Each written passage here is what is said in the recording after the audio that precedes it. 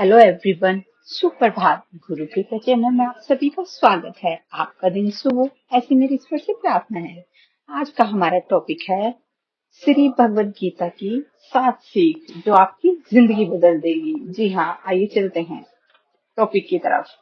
आज हम आपको इस दुनिया के ही नहीं बल्कि इस सृष्टि के सबसे बड़े मोटिवेशन स्पीकर श्री कृष्ण द्वारा दिया गया और उसको बड़ी आसानी से समझकर और आसानी से फॉलो करके कोई भी इंसान वो सब पा सकता है जो वो चाहता है।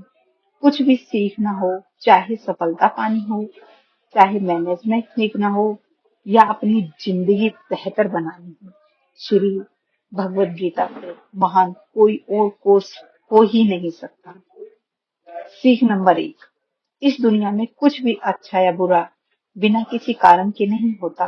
एक बार पुराने टाइम में एक गांव में एक गरीब औरत रहती थी।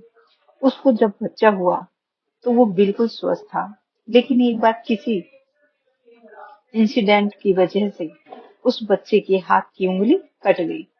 वो औरत बहुत दुखी हुई कि मेरे बच्चे के साथ ही ऐसा होना था, और वो हमेशा भगवान को इस बात के लिए कोसती थी कि पता नहीं भगवान को मेरे साथ ही क्या दुश्मनी थी जो मेरे बच्चे की उंगलियां काट ली।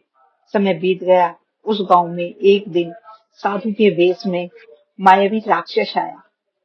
वो राक्षस अपनी शक्तियां बढ़ाने के लिए बहुत सारे बच्चों की बलियां चढ़ाता था।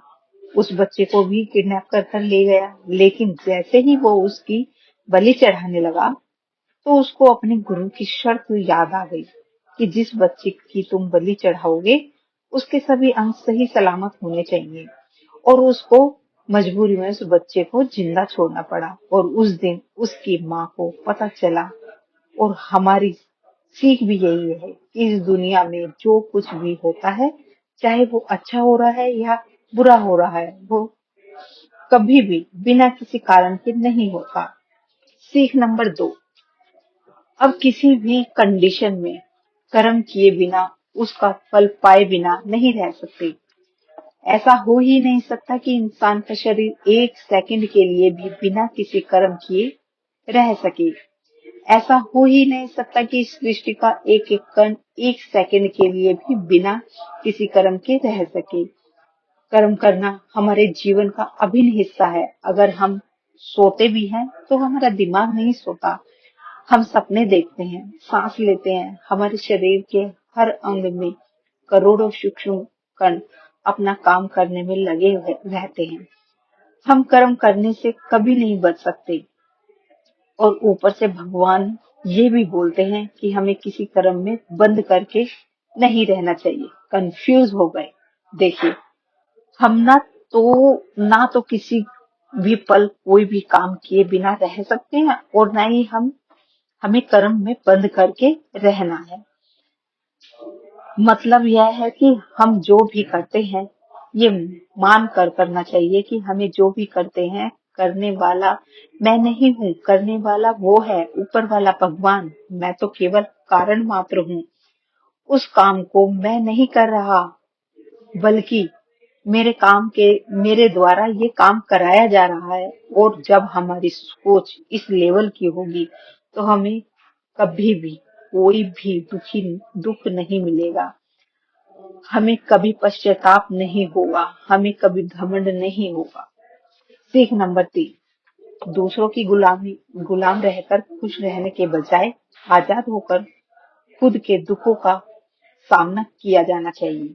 चाहे आपकी जिंदगी में कितने भी कष्ट क्यों ना आए, लेकिन अगर आप आज हो ना, तो आप ही वास्तविक मनुष्य हो। श्री भगवद गीता में गुलामी को मौत से भी बुरा बताया गया है। इंसान किस किस का गुलाम नहीं है। वो अपने दिमाग का, अपने विचारों का गुलाम है। आज हम स्मार्टफोन के गुलाम हैं। कहीं काम कर रहे हैं तो किसी के गुलाम होकर के काम कर रहे हैं। किसी का साथ लेना और दूसरों का गुलाम बनना, इसके बीच में एक हल्की सी लाइन है। और इस लाइन के उधर आप चले गए तो समझो आप गुलाम बन गए किसी के। और वो लाइन है सेल्फ रिस्पेक्ट। जब एक इंसान अपनी सेल्फ रिस्पेक्ट बना करके कोई काम करता है तब वो आजाद है, लेकिन जब वो किसी के सामने इतना गिर जाता है कि उसकी सेल्फ रिस्पेक्ट खत्म होने लगती है तो उसकी लाइफ लाइफ समस्याओं से घिर जाती है और वो दूसरों का गुलाम बन जाता है। इसीलिए दूसरों का गुलाम बनने से अच्छा है कि आजाद होकर खुद की समस्याओं का सामना किया जाए। सीख नंबर 4, डिजायर, एंगर और ग्रीड। वासना, गुस्सा और लालच, ये तीनों नरक के दरवाजे हैं।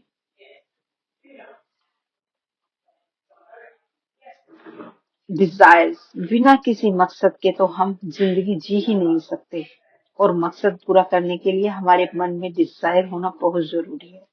लेकिन जब वो मकसद केवल और केवल खुद तक ही सीमित हो के रह जाए और आपको इस बात से कोई फर्क न पड़े कि आपके डिजायर की वजह से सामने वालों का कितना नुकसान हो रहा है, तो फिर वो डिजायर दुख देने वाली बन जाती है, क्योंकि कभी ना कभी उसके गलत नतीजे का मुकाबला आपको करना पड़ता है। गुस्सा, गुस्से के बारे में क्या बोले। गुस्सा हमारे कमजोर होने का सबसे बड़ा सबूत है। जो इंसान बहुत ज्यादा गुस्सा करता है वो बहुत ज्यादा कमजोर होता है। ठीक है, अगर किसी के अच्छे के लिए आपने गुस्से की एक्टिंग कर ली तो समझ में आता है, लेकिन ये क्या बात हुई कि आप बीपी हाई हो गया, आंखें लाल हो गई, पसीना आ गया, पूरे आउट ऑफ कंट्रोल हो गए। ऐसा नहीं होना चाहिए। लालच, सोने की मुर्गी, आपने कहानी तो सुनी होगी। मुर्गी एक दिन में एक अंडा देती थी, लेकिन एक दिन उसके मालिक ने लालच किया कि अगर रोज एक अंडा दे रही है तो इसके पेट में कितने सारे अंडे होंगे और मैं रोज एक एक अंडा नहीं ले सकता। आज मैं इस मुर्गी का पेट काट करके पूरे अंडे बाहर निकाल देता हूँ। मुर्गी मर गई। अगले दिन उसे कुछ नहीं मिला। लालच की वजह से मुर्गी की जान गई और उसे मिला भी कुछ नहीं। सीख नंबर 5, इंसान जब पैदा होता है तो वो नंगा आता है और जब मरता है तब भी उसे ऐसे ही जला दिया जाता है। उसके साथ में कुछ नहीं जाता, वो कुछ नहीं लेकर जाता। जिंदगी में जो कुछ भी आपको यहाँ आने के बाद मिला है वो आपके जाने के बाद आपसे आने के बाद पहले किसी और का था और आपके जाने के बाद वो किसी और का होगा। वो सब किसी और का हो जाएगा। जो पैसा है आपके पास है वो कल किसी के पास होगा। जो पोजीशन आपके पास है वो पोजीशन कल पे, वो उस पोजीशन पे कल कोई और होगा और आपके बाद कोई और आ जाएगा। यही सृष्टि का नियम है, बदलाव ही सृष्टि का नियम है।